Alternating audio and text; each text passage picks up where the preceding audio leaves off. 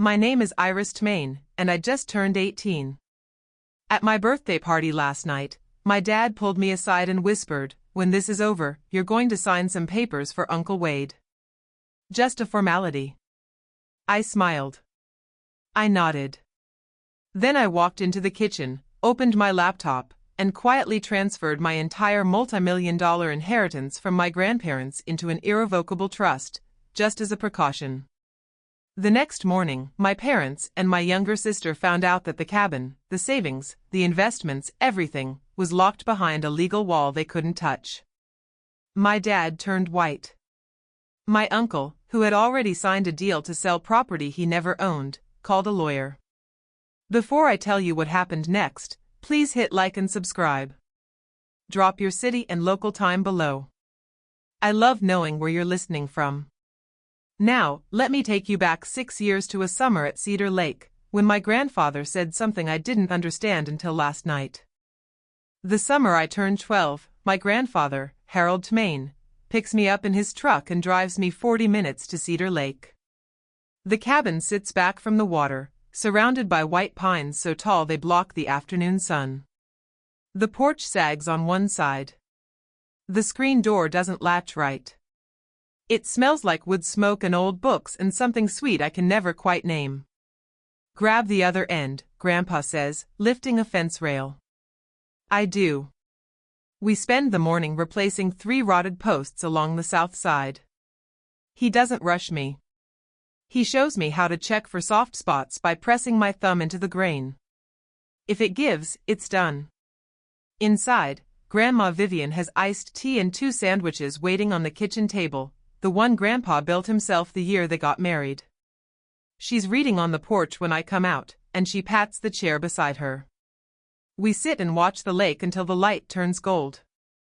"This cabin stays in the family," Grandpa tells me that evening, wiping sawdust off his hands.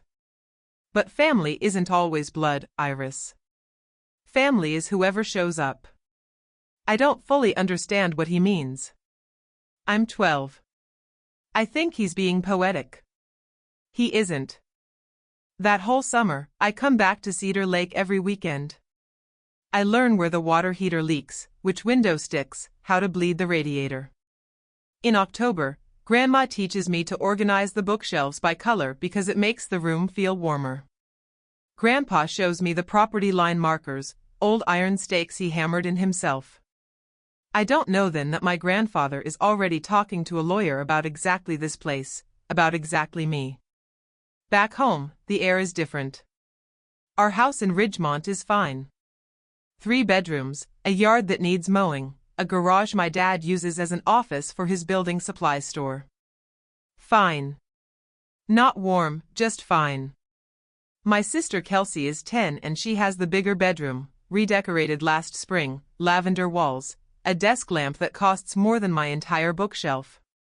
My room still has the carpet from the previous owners. At dinner, my dad brings up the cabin. "Dad's place is just sitting there losing value," Greg says, cutting his steak. "Property taxes alone are killing us. We should sell it, reinvest." My mom nods. "Makes sense." "Grandpa said the cabin stays in the family," I say. Greg laughs. Not a mean laugh. Worse, a dismissive one. "You were 12, Iris." He was being nice. Nobody asks me anything else. The conversation moves to Kelsey's debate trophy. Regional finalist. Very impressive. And Denise has already framed the certificate. I won the district science fair 2 weeks ago. The ribbon is still in my backpack.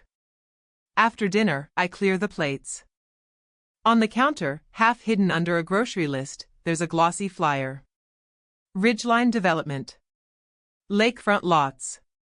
Premium prices, now acquiring. There's a handwritten phone number in the margin. I don't know whose handwriting it is, not my dad's. I put the flyer back exactly where I found it. Upstairs, I sit on my bed and think about Grandpa's kitchen table. The one he built with his hands. The one where Grandma sets my sandwich without asking what I want, because she already knows. I think about the flyer downstairs. Someone is already measuring my grandparents' home in dollar signs. Grandpa Harold dies 2 years later. I'm 14. The funeral is on a Tuesday. Gray sky, damp grass, folding chairs that sink into the lawn. I sit in the second row holding his handkerchief, blue plaid, frayed at the edges, smelling faintly of pine. At the reception, I notice Greg and his brother Wade standing by the dessert table, not eating, talking low. Wade has a folder tucked under his arm. Greg keeps nodding. I catch one sentence from Wade: "We should move on this before probate gets complicated." They're talking about the cabin at the funeral. I say nothing. I'm 14. I have no power, no voice, and no idea that my grandfather already accounted for this exact moment. 2 years pass. I'm 16. Grandma Vivian gets sick in March and is gone by June. She holds my hand the last time I visit, her grip surprisingly firm. "The cabin is yours, Iris," she whispers. "Don't let them take it. Promise me." "I promise, Grandma." She squeezes once and closes her eyes. After the funeral, another gray day, same folding chairs, Greg sits at our kitchen table and says to Denise, "Now we can finally sort out the property." He says it with relief, like something heavy has lifted. That same evening, Wade calls. I hear Greg on the phone in the garage, pacing. "Yeah, no, I agree. Let's get it moving." His voice is lighter than it's been in weeks. I'm standing in the hallway holding a glass of water, and I realize something that sits in my chest like a stone. My grandmother's death isn't a loss to them. It's a clearance. I don't cry that night. I make a different kind of decision. I just don't know how to act on it yet. Between 16 and almost 18, the cabin becomes my quiet rebellion. Every Saturday morning, I drive out to Cedar Lake in the used Honda I bought with babysitting money. I patch the porch screen. I replace the weather stripping on the back door. I sweep pine needles off the roof because Grandpa taught me that's how leaks start. At home, the conversations shift. The cabin stops being Grandpa's place and starts being the family property. Greg says this at dinner like it's always been true. Wade shows up more often now, every other Sunday, sometimes with manila folders, sometimes with a laptop open to real estate listings. I try once. "What about Grandma's wish?" "She wanted me to keep it." Denise puts down her fork gently, the way she does before correcting Kelsey's homework. "Your grandma was emotional at the end, sweetie. This is business." Business. That's the word they use for everything that used to be love. By 17, Greg starts being more direct. "When you turn 18, we'll figure this out as a family." The way he says family, I know it means my way. One November afternoon, alone at the cabin, I'm clearing out the hall closet. Behind a stack of old quilts, I find a sealed envelope in Grandma Vivian's handwriting. My name on the front. Inside, a single business card. Margaret Caldwell, attorney at law. Below her name, printed in small type, Tmain Family Trust. My hands shake, not from fear, from recognition. Grandma left this here for me to find. She knew I'd be the one cleaning out closets. Not Greg, not Wade. Me. I slip the card into my wallet. I don't call. Not yet. 3 months before my 18th birthday, Margaret Caldwell calls me first. The call comes on a Thursday evening in February. I'm in my room doing calculus homework when my phone shows an unknown number with a local area code. "Iris, this is Margaret Caldwell. I was your grandparents' attorney." Her voice is steady, professional, and careful, like someone who's rehearsed this opening. "I need to speak with you before your birthday. There are things you need to know, and there isn't much time." She tells me to meet her the following Saturday at her office downtown. Alone. I go. Margaret Caldwell is in her late 50s, silver-haired, with reading glasses on a chain around her neck. Her office is small, organized, and smells like old paper and coffee. She sits across from me and opens a folder. Your grandparents hired me 6 years ago, she says. They established an irrevocable trust, the cabin, a savings account, and an investment portfolio. Total value approximately $2.1 million. All of it is held in the trust. You are the sole beneficiary. I feel the room tilt slightly. My grandparents left me everything. They transferred it into the trust while they were alive. Legally, it never entered their estate. It can't go through probate. Your father and uncle have no claim. She slides a document across the desk, a summary of the trust, my name on the second line. The title to the cabin was recorded under the trust at the county recorder's office 6 years ago. Your father doesn't know that. Why didn't they tell him? Margaret pauses. Your grandfather said, and these are his words, "My sons will sell that cabin before the funeral flowers wilt." The room is quiet. I stare at the paper with my name on it. There's something else, Margaret says. Someone has been making inquiries at the county recorder's office about the cabin's title within the last month. I start paying attention after that meeting. Not suspiciously, just quietly. The next Sunday, Wade comes over for dinner. Afterward, he and Greg disappear into the garage.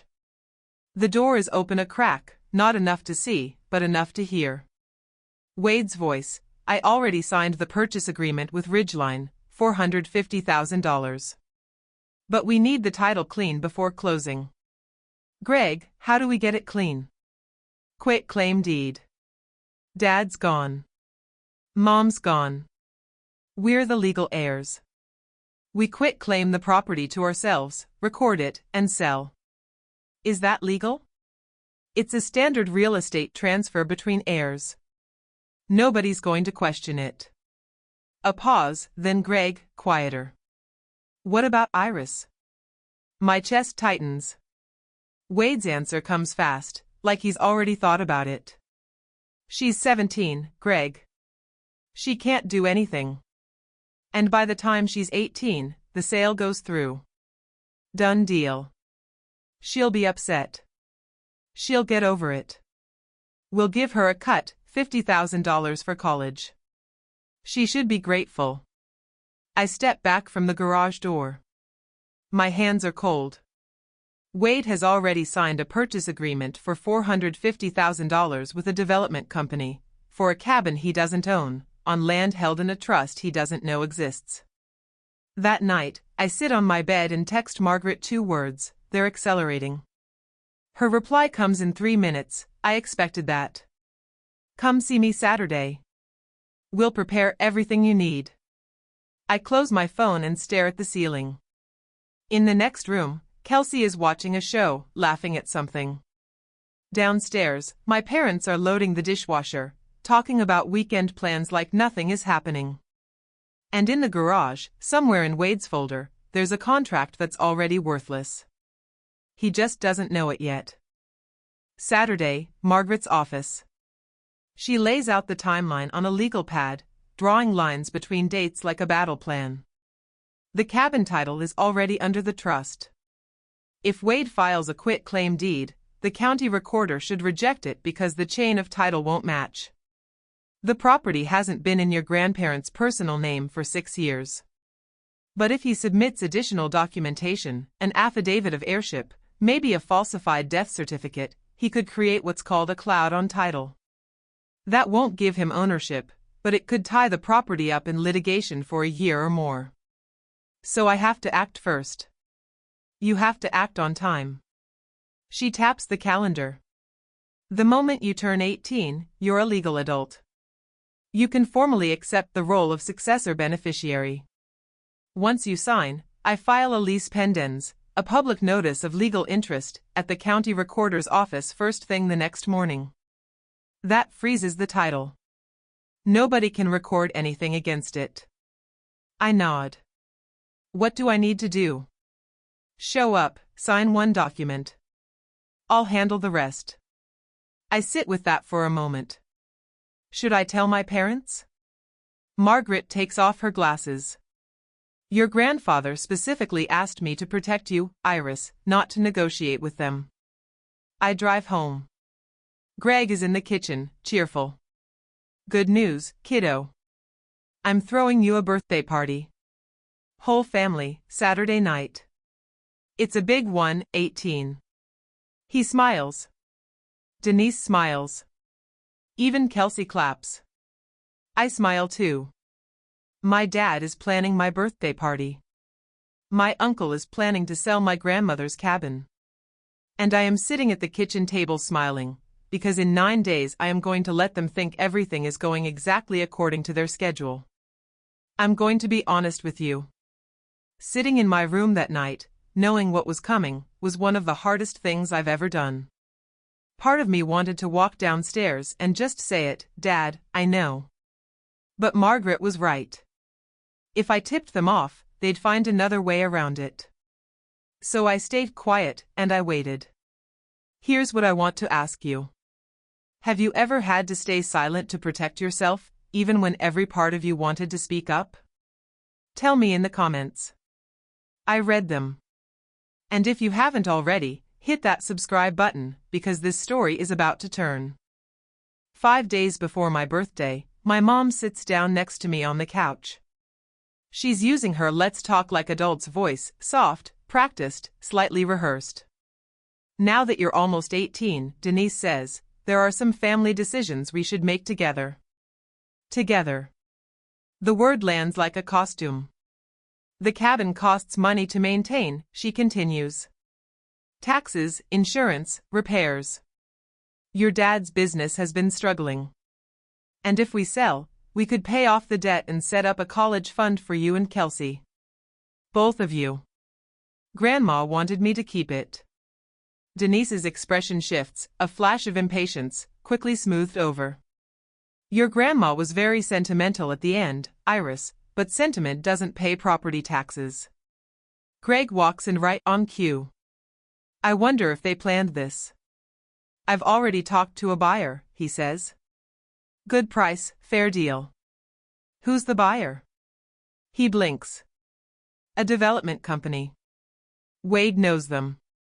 What company? A longer pause. Ridgeline something. They're reputable. I don't push further. I'll think about it, I say. Greg pats my shoulder. That's my girl. He walks away, satisfied, like he's just closed a negotiation. Later that night, Kelsey knocks on my door. She's in pajamas, hair still damp from the shower. Iris. Yeah. She sits on the edge of my bed, picking at a thread on the comforter. Mom and Dad keep talking about the cabin at night, after I'm supposed to be asleep. She looks at me sideways. They sound different, like they're planning something. Different how? Like they're excited, but also nervous. She pauses. Is something going on? I pull the blanket over her feet. Don't worry about it, Kels. She nods, but doesn't look convinced. I said I'd think about it. That's not a yes. And they know it, which is why they'll keep pushing. 3 days before my birthday, Uncle Wade shows up unannounced. He catches me in the driveway as I'm coming back from the grocery store. Casual clothes, big smile, leaning against his car like he just happened to be in the neighborhood. Wade is a real estate agent. Nothing he does is accidental. Hey kiddo, got a minute? Just want to talk. We sit on the front steps. He leans forward, elbows on his knees. Here's the thing, Iris. That lake lot, just the land alone, is worth $450,000. I can get us a deal with a buyer I trust. Fast close, clean paperwork. And what do I get? $50,000 cash for college. I let the number hang in the air. $50,000 out of $450,000. Wade smiles like I've said something cute. You're 18, Iris. $50,000 is a lot of money for someone your age. Most kids would jump at that. Whose name is on the deed, Uncle Wade? The smile freezes just for a second, a flicker behind the eyes, a micro-adjustment, then it's back. Your grandparents. But they're gone now. Passes to your dad and me as next of kin. That's not how it works. I know it. He should know it. He sells houses for a living, but he's counting on me not knowing. I'll think about it, I say again. Wade stands, brushes off his jeans. Don't overthink this one, Iris. Opportunities like this don't wait. He drives away. Before he's even at the end of the street, he's on the phone. I can see his mouth moving through the driver's window. That night, I text Margaret again, they're accelerating. She replies, stay the course. 3 more days. 3 more days. I can do 3 more days. The night before my birthday, I drive to the cabin alone. The road is quiet. Cedar Lake sits flat and dark under a half moon.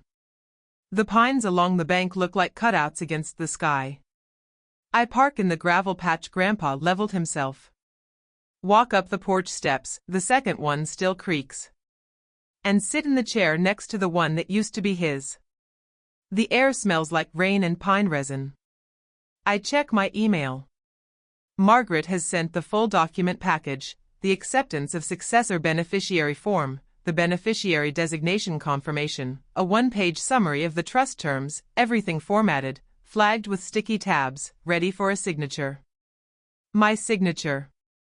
At midnight, I read each document twice. Then I close my laptop and listen to the lake. Grandpa used to sit right here and say, patience isn't weakness, Iris. It's timing. I always thought he was talking about fishing. The tears come without warning. Not a collapse, not a breakdown, just a quiet overflow that I let happen. I cry because I wish this were different. I wish my dad had been the kind of man who would have taken me fishing at this lake instead of calculating its resale value. I wish my mom had asked me what I want instead of telling me what's practical. I wish I didn't have to sign a legal document at midnight to protect myself from the people who are supposed to protect me. But wishes don't hold up in court. Trust documents do. I wipe my face, lock the cabin door, drive home, lie down in bed, and set my alarm for 11:45 p.m. In 6 hours, I turn 18. In 7, my family finds out that the cabin was never theirs to take. 11:50 p.m. My bedroom door is closed. The house is silent. Greg and Denise went to bed an hour ago, and Kelsey's light went off at 10 o'clock. I open my laptop and connect to the video call. Margaret appears in her home office, reading glasses on, a stack of papers lit by a desk lamp. Ready? Ready. When the clock hits midnight, you are a legal adult in every sense that matters. I'll walk you through the signing. She goes through it one more time, clear and precise. I sign the acceptance of successor beneficiary form, a single-page document that confirms I'm formally receiving the trust my grandparents created. From that second forward, every decision about the trust's assets runs through me and Margaret as co-decision makers. Now, she says, first thing tomorrow morning, 8 a.m., I'll go to the county recorder's office and file a lease pendens. That's a public notice that says there's a legal interest pending on the property. Once it's recorded, no one can sell, transfer, or encumber the title while it's active. What if they've already filed something? Then whatever they filed will be flagged. The chain of title will show the trust recorded 6 years ago, not your father. Any conflicting document gets kicked back. I look at the signed paper in my hand. My name in ink. My grandparents' names in print above mine. Margaret's voice softens just slightly. This isn't a trick, Iris. This is your grandfather's last gift. You just had to be old enough to accept it. The clock on my laptop reads 12:03 a.m. I'm 18. I'm the legal beneficiary of the Tmain Family Irrevocable Trust. And downstairs in the garage, my uncle's quit-claim deed is already a dead document. He'll find that out in about 9 hours. Across town, in the kitchen of a rented duplex, Wade Tmain is printing documents. I don't know this at the time. I piece it together later from what the county clerk told Margaret and what Greg eventually admitted during one of our harder conversations. But here's what happened that same night. While I was signing my acceptance form upstairs, Wade printed a quit-claim deed, a one-page form that transfers property rights from one party to another without any warranty of ownership. Legitimate when used correctly, criminal when the person signing it has no rights to transfer. He called Greg at 11:30 p.m. Everything's ready. We file at 9. The recorder's office opens at 8, but I want to make sure Iris is distracted with birthday stuff first. Greg, you sure about this? Wade, they're dead. We're next of kin. It's simple. It wasn't simple. It was forgery dressed up in standard real estate language. Wade also had a second document open on his laptop, a purchase agreement with Ridgeline Development LLC. Purchase price, $450,000. Closing date, 30 days after the quit-claim deed was recorded. If Wade couldn't deliver a clean title within that window, he'd owe Ridgeline a $45,000 penalty, plus damages. He'd signed that agreement 2 months earlier, before my grandparents' title had even been fully searched, before he'd verified that the property was in the estate at all. He assumed it was. He assumed nobody had planned otherwise. Wade had bet nearly $500,000 on a piece of paper that didn't belong to him. He just didn't know it yet. And in 9 hours, when he walked into the county recorder's office with his quit-claim deed and his confident handshake, he was going to find out that the entire chain of title told a different story. My birthday party starts at 4 in the afternoon. The living room is full, maybe 20 people. Neighbors, a few of my parents' friends from church, 2 of Greg's old business contacts, Kelsey's best friend's family. Nora Beckett from next door to the cabin is here too, sitting near the window with a glass of lemonade and sharp, watchful eyes. There are balloons, a banner that says Happy 18th in silver letters, a sheet cake from the bakery on Main Street. I smile. I thank everyone. I open small gifts, a journal, a gift card, a picture frame. In my jacket pocket, folded into a neat square, is the signed acceptance form from last night. I don't touch it. I don't need to. It's already done. Greg stands up near the cake table and taps his glass. The room quiets. I just want to say, Iris is officially an adult today. Denise and I are so proud of her. He pauses, looking around the room. And as a family, we have some exciting plans for the future. He looks at me and smiles. Right, Iris? Every face in the room turns toward me. Thanks, Dad, I say. Nothing more. Greg waits a beat, then laughs it off and raises his glass. The room follows. Conversation resumes. From the corner of my eye, I see Wade by the front door, checking his phone, typing something fast with both thumbs. Nora catches my arm as I pass by the window. She leans in close, smelling like lavender hand cream. Your grandmother would want you to know something, she says quietly. I saw your uncle at the cabin last week with 2 men in suits. They were walking the lot line with a measuring tape. Wade brought the buyers to the property before he even had the title. That's how confident he was.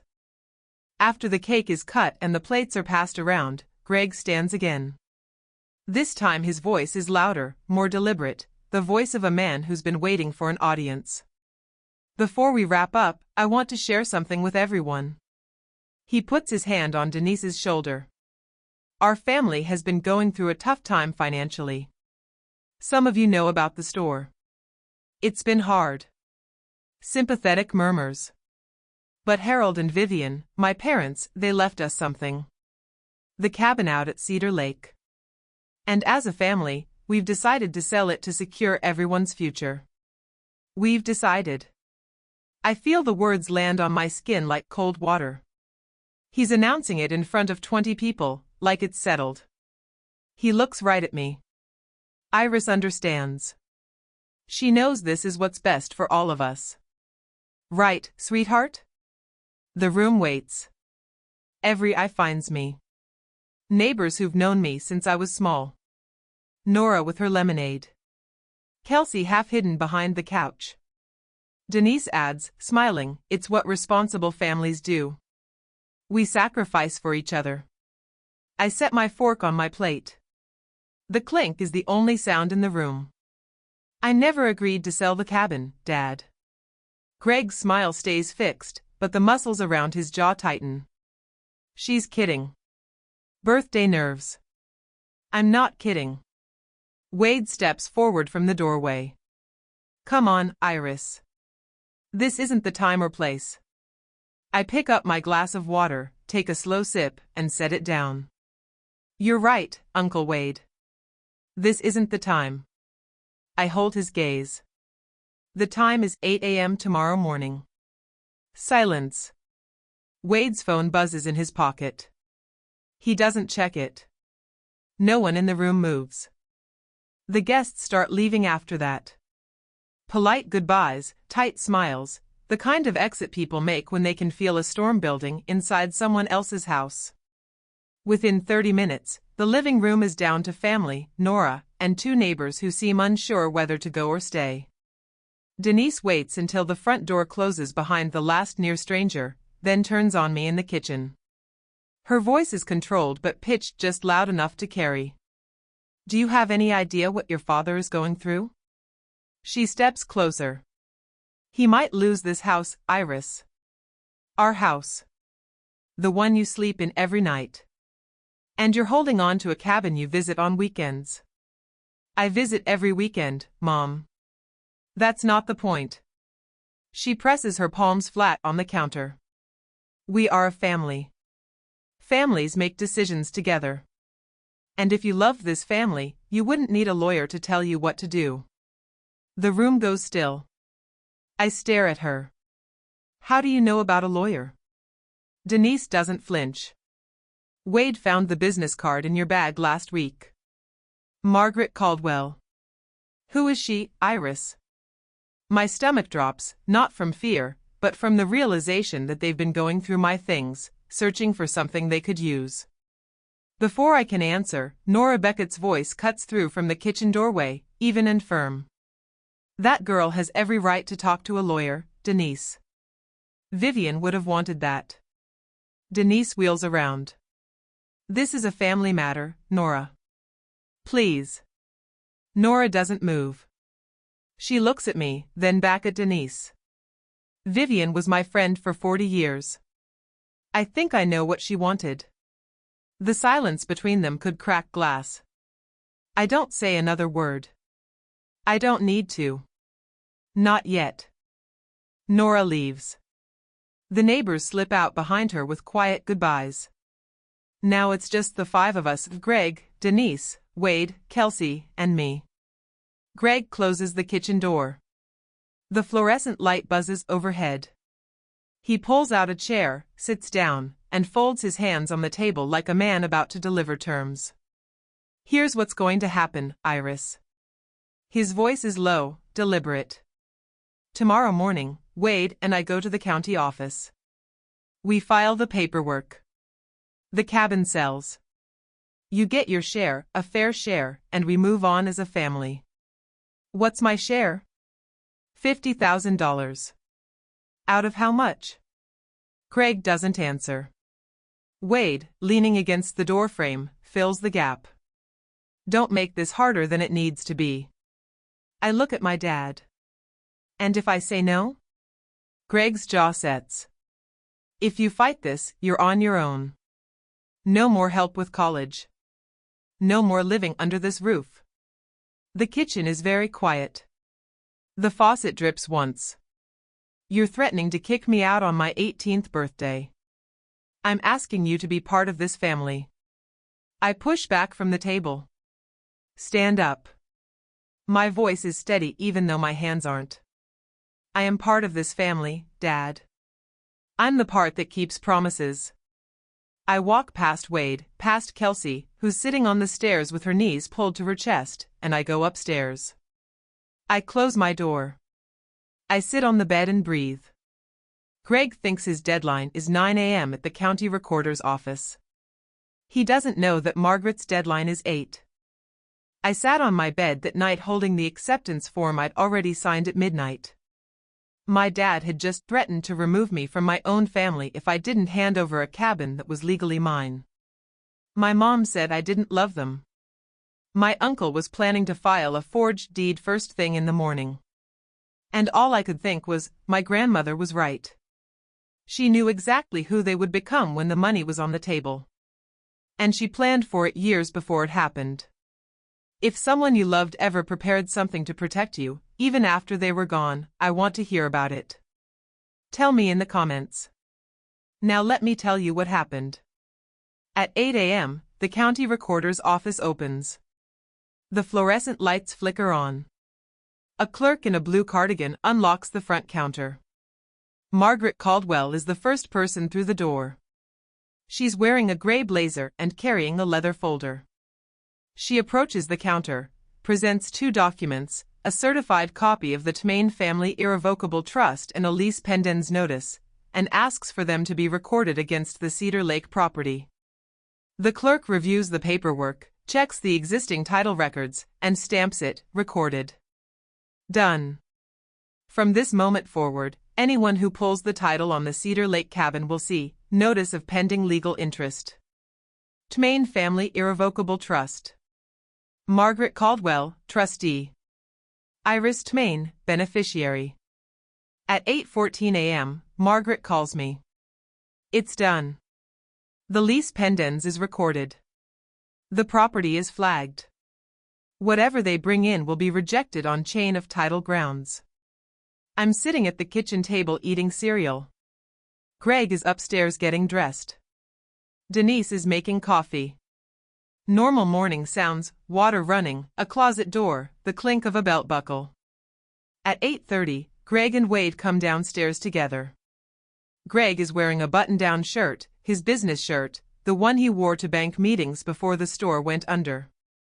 Wade has a folder tucked under his arm. Same folder as always. We'll be back by lunch, Greg says, grabbing his keys.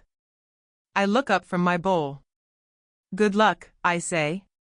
Greg pauses in the doorway, looks at me, something in my voice, maybe, or something in my face. Then he turns and walks out. I rinse my cereal bowl. I dry it. I set it in the cabinet, and I wait. I'll never know exactly what their faces looked like, but I know what happened because Margaret was still at the recorder's office when they walked in. She stayed on purpose. 9:05 a.m. Wade approaches the counter. He slides the quit-claim deed across with a confident nod.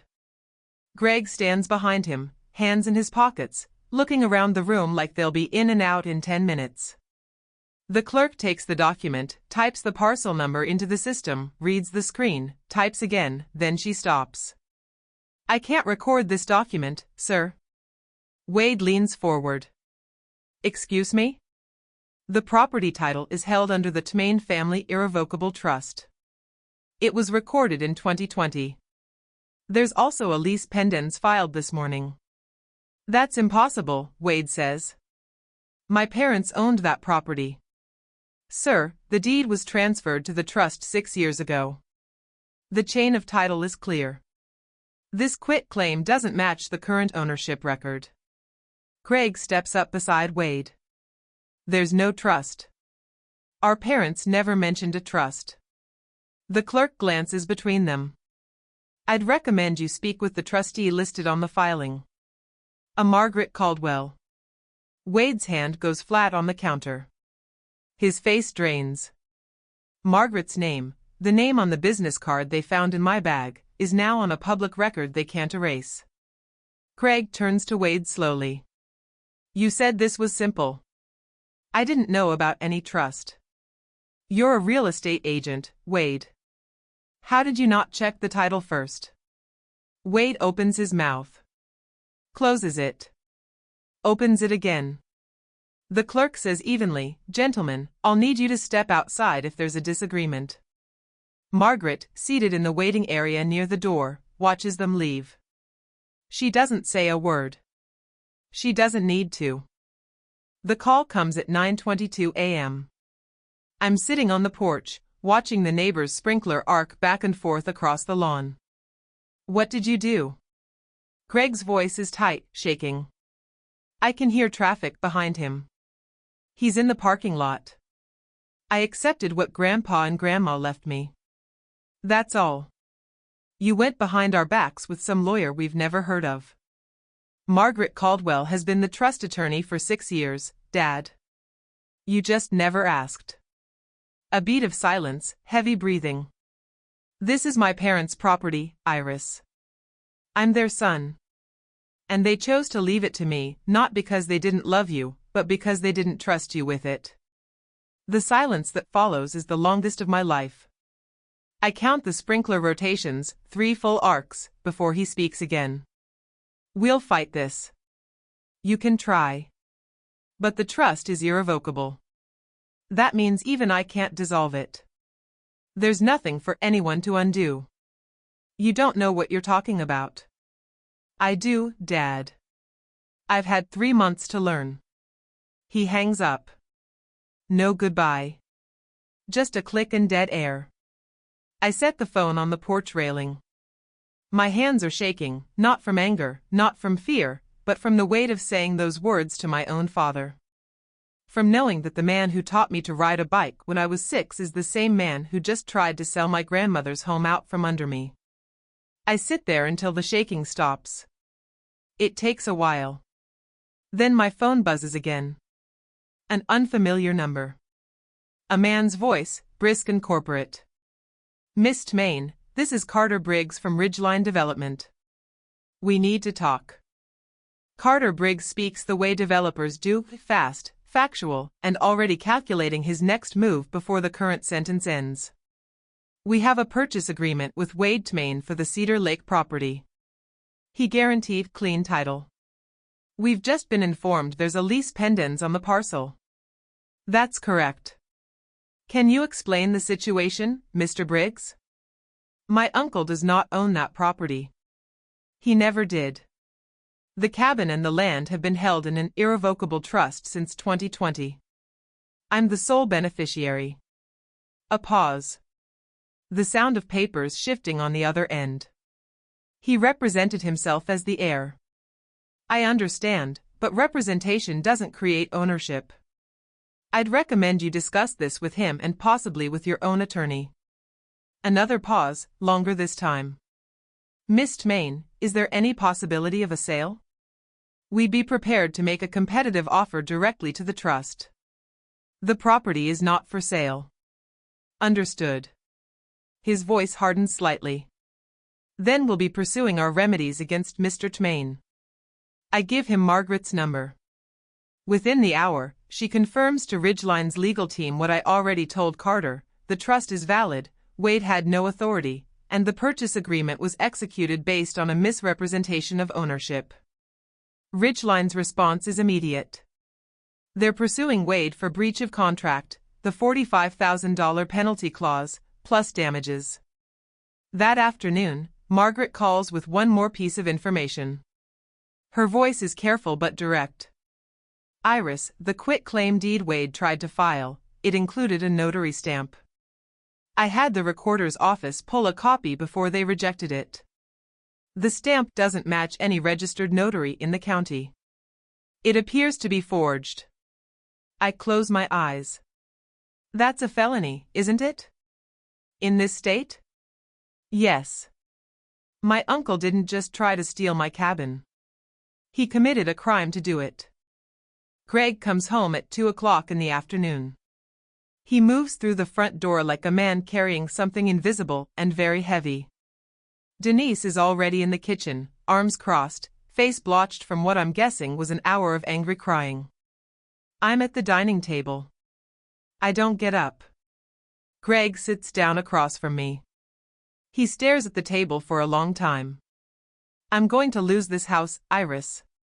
His voice is flat, emptied out. The bank is on me for $180,000. The store is gone. That cabin was supposed to be our way out. I know you're struggling, Dad. I'm sorry about the business. Then help us. The cabin was never your way out. It was Grandpa and Grandma's gift to me. A gift? He almost laughs. For what? You're 18. What does an 18-year-old need with a lakefront cabin? It's not about what I need. It's about what they wanted. Denise steps in from the kitchen doorway. They were old, Iris. They weren't thinking clearly at the end. They were thinking clearly enough to hire a lawyer 6 years before they died. Greg slams his palm on the table. I'll contest the trust. A voice comes through my phone. I'd called Margaret before Greg walked in and left the line open on speaker, not to trap him, to save time. Mr. Tmain. Margaret's voice is steady, professional. Contesting an irrevocable trust that was established 6 years before the grantor's deaths, with full legal capacity documented and witnessed, will cost you more in legal fees than the property is worth. I'd strongly advise against it. The kitchen is silent. The faucet drips. Greg looks at me. Really looks. And for the first time, I see something I've never seen in my father's eyes before. Not anger. Recognition. 2 hours later, Wade calls the house. Greg picks up in the living room. I'm in the hallway, close enough to hear every word through the thin wall. Ridgeline is suing me. Wade's voice is stripped raw. $45,000 in penalties plus damages. They're saying I committed fraud. Greg's reply is cold. Colder than I've ever heard him. Did you? I thought we owned it. Greg, you're a real estate agent. You do title searches for a living. How did you not check? I assumed. You assumed. And now I'm sitting here with nothing because you assumed. You wanted the money, too. But I didn't forge a notary stamp, Wade. A long silence. I didn't forge. I just found a stamp. And that's forgery. You know that's forgery. Wade's breathing gets heavier. I need a lawyer. So do I. Greg pauses. Don't call this house again until you've talked to one. He hangs up. I hear him sit on the couch. The springs creak. Then nothing. I go upstairs. Kelsey's door is open. She's sitting on her bed with headphones around her neck, eyes wide. Is Uncle Wade in trouble? Yeah, Kelsey. He is. Is Dad? I sit on the edge of her bed. Dad made bad choices. But Uncle Wade made worse ones. She nods slowly, processing it the way 15-year-olds do, not fully understanding, but knowing enough to be scared. I go to my room, sit by the window, and look out at the street. A dog walker passes. A sprinkler hisses. The world goes on. I don't feel victorious. I don't feel satisfied. I feel like someone who just walked through a fire and hasn't checked yet to see what got burned. Over the next 3 weeks, the consequences fall like dominoes, and each one makes a sound. Ridgeline Development files a civil suit against Wade Tmain. Breach of contract, misrepresentation of title, and demand for the $45,000 penalty plus an additional $60,000 in damages and legal costs. Their attorney sends the complaint by certified mail to Wade's duplex. He signs for it on a Tuesday. The county district attorney's office receives a referral from the recorder's office regarding the forged notary stamp. An investigator is assigned.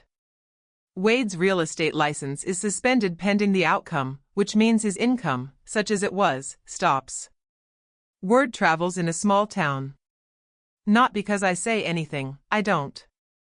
But court filings are public record, and Ridgeline's lawsuit names the Cedar Lake property by parcel number. The neighbors at the lake read the local paper. They talk. By the second week, the story has made its way through the Rotary Club, the church parking lot, and the checkout line at Hanson's Market. Wade calls me once. I answer. Iris, please, Can you ask your lawyer to drop the lease pendens? If the title is cleared, I might be able to negotiate something with Ridgeline, reduce the penalty. The lease pendens protects my property, Uncle Wade.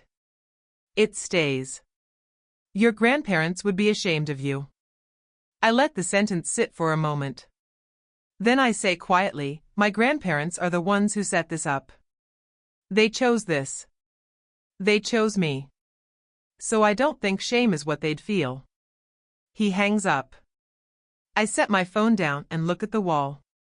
There's a framed photo of Grandpa Harold on my desk, the one from the summer I was 12. Both of us standing by the fence we fixed. I leave it where it is. Greg doesn't contest the trust. Margaret was right, the legal fees alone would bury him, and the case would go nowhere. An irrevocable trust, established by mentally competent grantors, witnessed, notarized properly, and recorded years before their deaths, is about as airtight as state law gets. Instead, Greg does what he should have done 2 years ago. He sells the building supply store at a loss, but enough to negotiate a repayment plan with the bank. The house stays, barely. The savings don't. Denise goes back to work for the first time in a decade. She takes a position at a pharmacy on Lincoln Avenue, the same chain where she worked before Kelsey was born. She doesn't talk about it much. When neighbors ask, she says she wanted to stay busy. Nobody believes that, but nobody pushes. The town knows. Not every detail, but enough. Harold Tmain's sons tried to sell his cabin, and the granddaughter stopped them. That's the version that circulates at the diner, at PTA meetings, at the gas station on Route 12. Some people think I was brave. Some people think I was cold. I don't correct either group. Craig and I don't speak for 2 weeks after that morning. The house is quiet in a way that feels permanent, like the silence has weight. Nora Beckett brings me pie one afternoon, apple, still warm. Your parents made their choices, she says, setting the tin on my desk. But they're still your parents. Don't carry their shame. That's theirs. I nod. Then Kelsey calls one evening. She's at a friend's house. Voice small. Iris. Yeah. I don't understand everything that happened, but I'm sorry they put you through this. My throat tightens. Thanks, Kels. Are you okay? I'm getting there. I drive to the cabin on a Saturday morning in late April. The dogwoods along the lake road are blooming, white and pale pink against the dark water. I unlock the front door with the same key Grandpa gave me when I was 14. In case you ever need to get in when we're not here, he said. I didn't know then that he meant permanently. The cabin smells the same. Pine and old books and that sweet, faint something I've never been able to name. I think now it might be the wood itself, decades of sun and rain soaked into the walls. I walk through every room. The kitchen table Grandpa built, still solid, still level. Grandma's bookshelves, organized by color. The bedroom where she read to me when I was small. The porch where Grandpa and I watched the lake turn gold. In the desk drawer by the window, I find an envelope. My name on the front, in Grandpa Harold's handwriting. Margaret told me it would be there. She'd been saving it for after the trust was settled. I open it carefully. It's a letter, 1 page, written in blue ink. His handwriting gets looser toward the bottom, the way it always did when he was tired. He tells me he knows his sons will try to sell the cabin. He doesn't blame them. Greg is his boy, and he loves him. But Greg never understood the difference between something that has value and something that's valuable. He says he chose me not because I'm perfect, but because I'm the one who asked whether the roof needed patching before I ever asked what the place was worth. The last line says, "Take care of it. It took care of you first." I fold the letter. I sit on the porch. I breathe. Margaret calls me the following week. Good news. The lease pendens can be withdrawn now that there's no active threat to the title. Once it's cleared, the property record will show the trust as sole owner. Clean, no encumbrances, no clouds. And Wade? He settled with Ridgeline, paid the $45,000 penalty out of a personal loan. The deal is dead. As for the forged notary stamp, the district attorney's office is reviewing the case. He could face a misdemeanor charge, possibly a felony, depending on how the investigation goes. His license is suspended indefinitely. He can petition for reinstatement, but not while there's an active criminal referral. I sit with that for a moment. I don't feel satisfaction. I feel the kind of exhaustion that comes after a long illness, not sick anymore, but not quite well either. There's one more thing, Margaret says. In the trust documents, your grandparents designated a separate educational fund, $50,000, earmarked specifically for your college expenses. It's been accruing interest for 6 years. The current balance is just over $58,000. My eyes sting. $50,000. The same number Greg offered me as my share of the sale. The same number Wade dangled like a bribe. My grandparents had already set it aside quietly, without telling anyone. Iris, are you there? Yeah.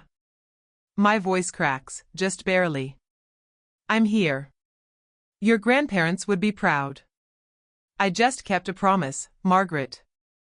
I enrolled at Ridgemont Community College that week, environmental science, with a minor in forestry. The campus is 20 minutes from the cabin, closer than my parents' house. I fill out the housing forms.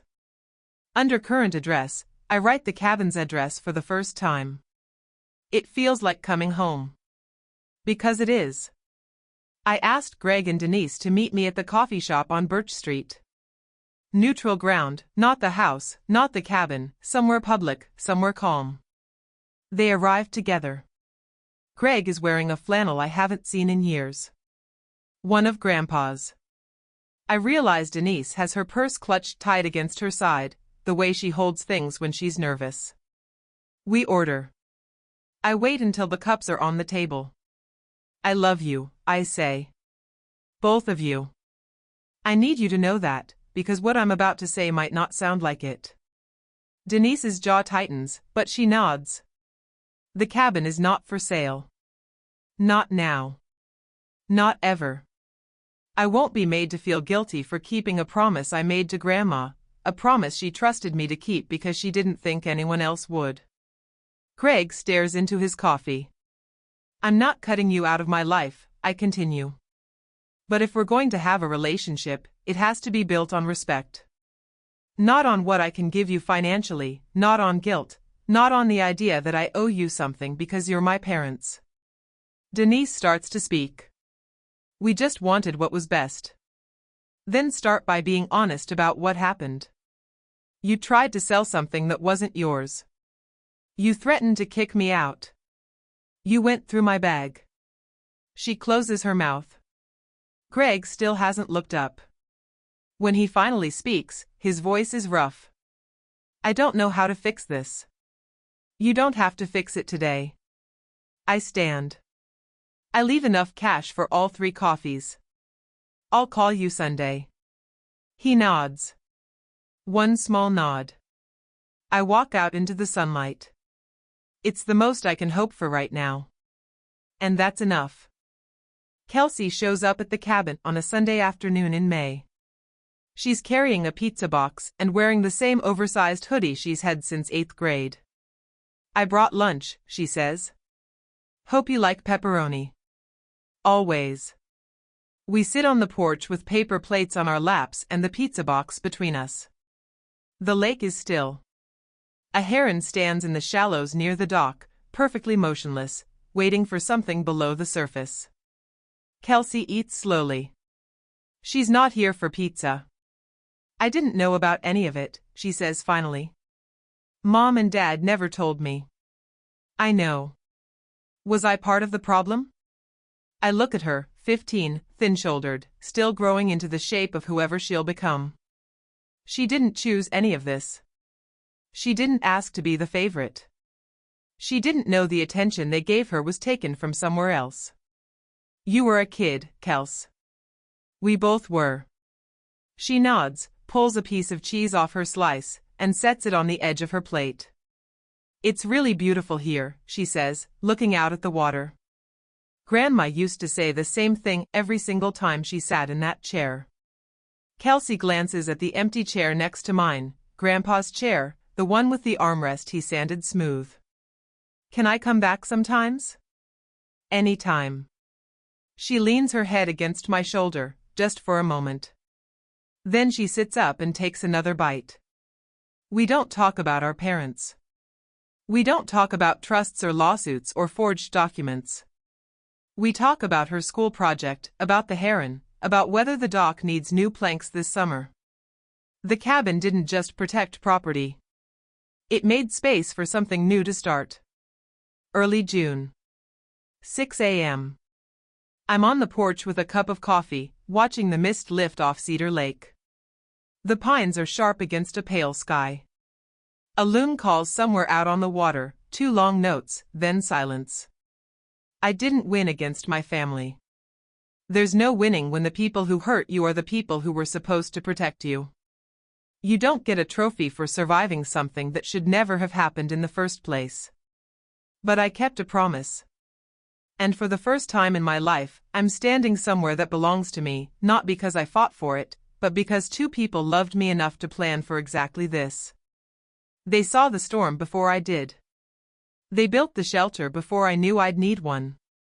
My grandparents couldn't stop my parents from being who they are. They couldn't make Greg less desperate or Denise less afraid. They couldn't keep Wade from chasing money that wasn't his. But they could make sure I had ground to stand on. Literally. I think about the letter in the drawer. About Grandpa's words, the difference between something that has value and something that's valuable. This cabin has both, but only one of them can be measured. And my family spent 2 years focused on the wrong one. I sip my coffee. The mist clears. The lake turns blue. If you're listening to this and you feel like nobody's in your corner, I want you to hear me. Sometimes the people who protect you aren't the ones standing in front of you. Sometimes they planned for you years ago, quietly, without telling anyone. And sometimes all you have to do is show up, sign the paper, and keep the promise. Peace doesn't come from revenge. It comes from standing on something solid and knowing you built your life on it. That's my story. If it made you feel something, anger, relief, hope, or even just a little less alone, then it did what I hoped it would. Now I have a question for you. If you could protect one thing in your life, a place, a person, a promise, what would it be? Tell me in the comments. I read everyone. And if this story stayed with you, share it with someone who needs to hear it. If you haven't subscribed yet, I'd love to have you here for the next one. Check the description for more stories like this.